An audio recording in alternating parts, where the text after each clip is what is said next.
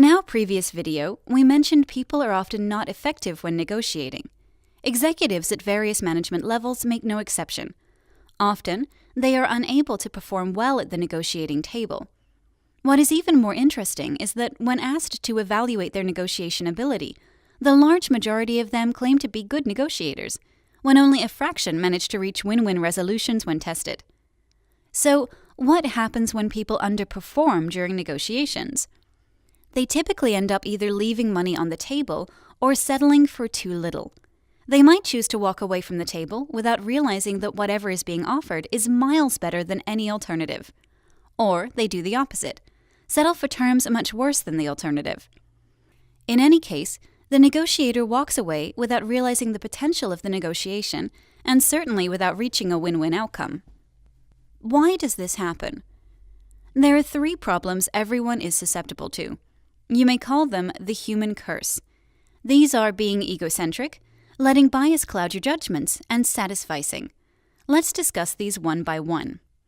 Egocentrism refers to the fact that people like to consider their own experiences as better than they in fact are, and in a themselves flattering way. For example, if a class of MBA students were asked to rank their problem-solving skills, most of them will say that they are better than the average MBA student. This is, by default, not possible.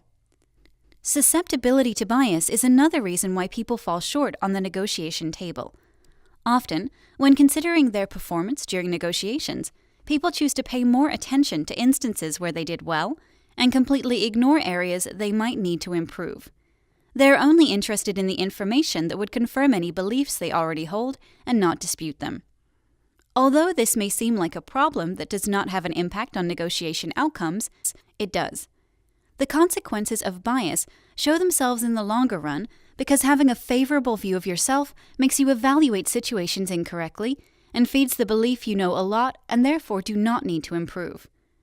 Another thing about positive bias is it nudges the negotiator to underestimate the importance of background research on their counterpart. And lack of information about the players in a deal leads to relying on intuition during the negotiation and improvising, which are dangerously ineffective methods for reaching a win-win. Negotiations are a systematic process that demands an adequate level of preparation.